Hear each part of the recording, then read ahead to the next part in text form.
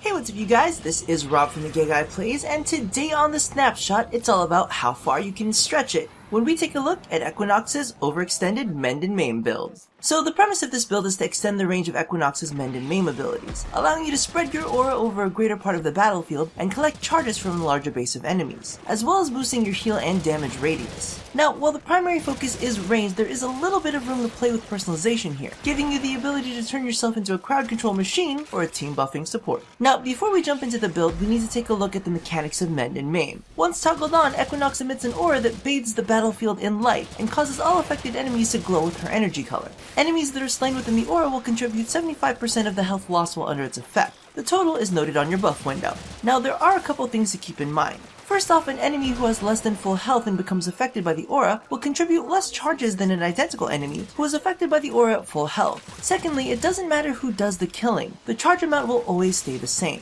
And last but definitely not least, the amount of charges gained is a fixed percentage that is not affected by power strength. In fact, the only portion of this ability that is affected by power strength is the initial slash damage done by Maim. Now, if this ability is activated during her day aspect, Equinox will deal a small amount of slashing damage that inflicts a guaranteed slash proc and causes all enemies caught within the initial cast or enemies who enter the aura to be momentarily staggered. Note that enemies are inflicted with a single instance of damage and that this effect does not constantly reapply itself to already affected enemies. Once deactivated, Maim will take the listed charges and deal that amount to each surrounding enemy. Just be aware that the damage does scale with distance. The further away enemies are, the less damage this ability will do to them.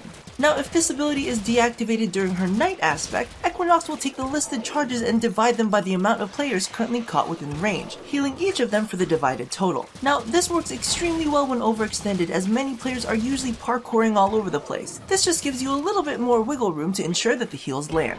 Just note that if you run out of energy or happen to die while you are maintaining Mend Maim, this ability will automatically trigger. And be aware that if you die maintaining Mend, it will not heal you. Trust me, I tried and it wasn't pretty. Now, as for the Snapshot, I've currently got 3 Forma on her. I added in an additional D as well as 2 dash slots, because frankly, I was rooting for a gender fluid frame as much as the rest of you were. Now, as for the build, aside from the standard must-have survivability mods and efficiency mods, we've gone full range on this one, topping out Mend Maim at 42.3 meters. I've also got in a primed flow due to the fact that maintaining Mend or Maim, along with her aura and other occasional power usage, can be a bit energy intensive, so it's nice to have a large power pool, because, you know, size definitely matters. Now, I also have in a primed continuity to offset some of the duration loss from fleeting, because sometimes you need a bit of quick control. However, you could toss it for some additional power strength for your auras, as well as the wake threshold on rest. Or if you're a bit of a snapcaster, natural talent can also be a godsend. In addition, I also run an alternate overextended rest build, which tosses primed flow for transient fortitude. That way rest gets to keep some of its duration as well as some of the wake threshold.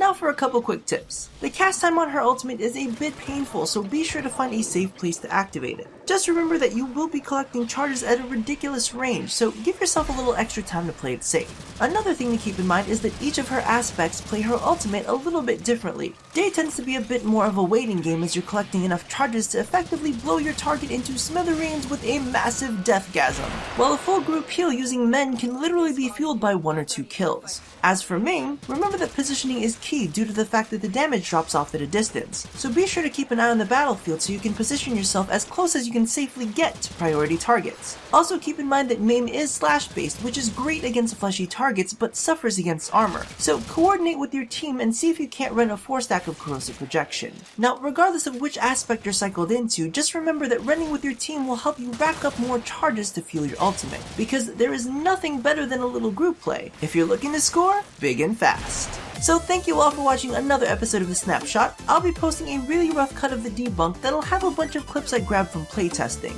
Just note that I've linked it here, but I'm gonna keep it unlisted for the rest of the channel. It's just a bit raw and unscripted, and it's sounding more and more like a porno the more I talk about it. Also, if you like this kind of content and the playtesting that goes into it, feel free to support the channel with a little backdoor access. Now, don't forget to do all the things that I asked you to do at the end of every one of these, and as always, stay tuned to watch me stretch more Warframes here at A Gay Guy Plays. So I think I finally understand exactly why I like Maim's effect so much. If you color it white, it's like she's literally ejecting streams of enemy-seeking semen to dispatch everything in range. It's literally a deathgasm!